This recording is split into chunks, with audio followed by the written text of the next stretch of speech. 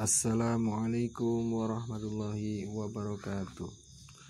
Halo kawan-kawan semuanya, kembali lagi di channel Mas Joko 88. Untuk kali ini saya akan membuat video edukasi tentang pembelajaran mapel prakarya untuk kelas 9 di semester genap yang materinya berjudul kerajinan berbasis media campuran.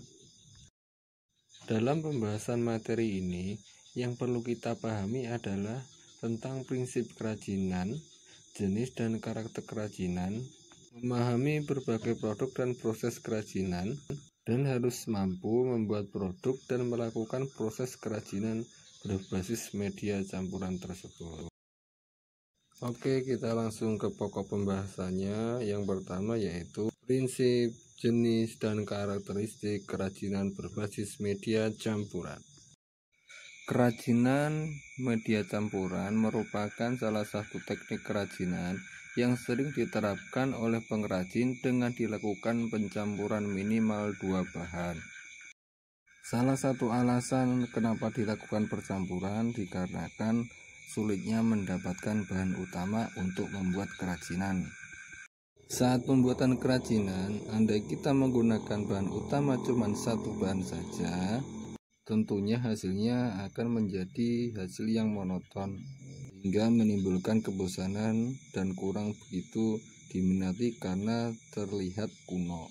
Untuk menghasilkan kerajinan yang maksimal, tentunya kita harus memahami prinsip-prinsip kerajinan, yaitu sebagai berikut.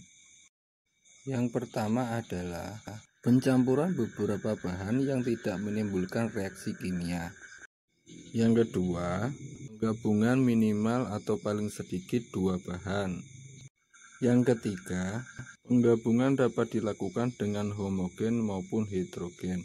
Homogen yaitu bahan yang sama jenisnya, contohnya seperti bahan alami dengan alami, bahan buatan dengan buatan.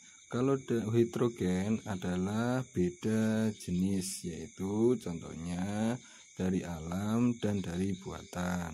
Yang keempat adalah setiap bahan harus memiliki fungsi masing-masing.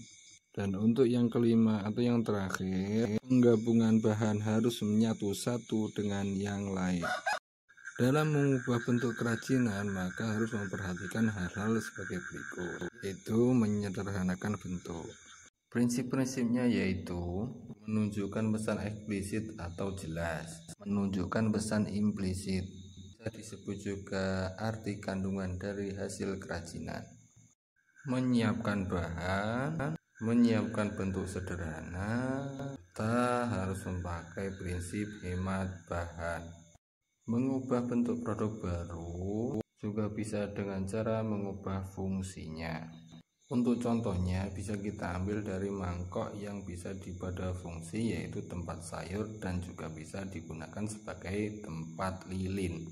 Untuk pembahasan yang kedua yaitu jenis dan karakteristik kerajinan berbasis media campuran. Yang pertama adalah batu. Batu di sini mempunyai karakteristik yang keras, sehingga teknik pengolahannya menggunakan gerinda, pahat, dan ukir. Daerah penghasil batu terdapat di Martapura, Kalimantan, Tulungagung, dan Pacitan. Untuk pencampuran bahan batu yaitu antara batu dan kayu, batu dan logam, dan batu dan bambu. Untuk yang kedua adalah logam.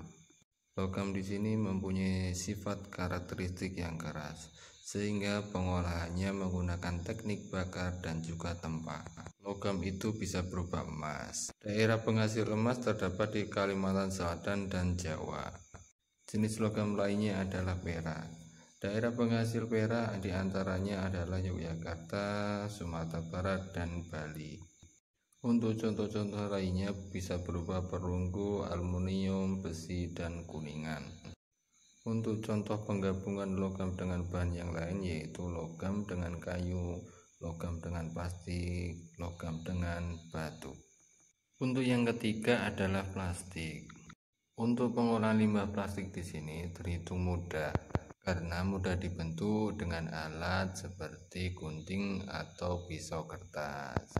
Untuk cara pengerjaannya bisa dengan cara dianyam, dijahit, ditempel, dan disambung. Untuk contoh-contoh bahannya bisa berupa bekas kemasan minuman, minyak goreng, deterjen, dan lain-lain.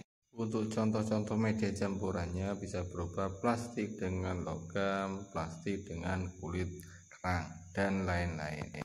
Untuk selanjutnya adalah kayu. Kerajinan kayu artinya adalah pembuatan barang-barang berbahan kayu yang dihasilkan dari keterampilan tangan. Salah satu contoh kerajinan dari kayu adalah ukir yang berbahan kayu jati, mahoni, waru, dan lain-lain, dan menghasilkan sebuah relief, patung, motif bentuk binatang, dan lain sebagainya. Untuk contoh pencampurannya bisa kayu dengan logam, kayu dengan kulit keras, dan kayu dengan batok kelapa. Untuk selanjutnya atau yang terakhir adalah keramik. Keramik di sini merupakan hasil kebudayaan manusia tertua. Keramik mempunyai nilai seni dan nilai guna. Keramik mempunyai sifat dan karakteristik rapuh, keras, dan kaku. Keramik secara umum juga mempunyai kekuatan tekan lebih baik dibanding kekuatan tarikannya. Untuk contoh penggabungan bahan keramik bisa dicampur dengan rotan dan logam. Oke kawan-kawan, cukup sampai di sini dulu penjelasan materi tentang kerajinan berbasis media campuran. Berikut adalah sebagian gambar-gambar dari contoh hasil dari pembahasan materi tersebut. Tetap ikuti video selanjutnya, dan di ujung nanti ada sebagian contoh-contoh soal untuk latihan. Saya akhiri. Assalamualaikum warahmatullahi wabarakatuh.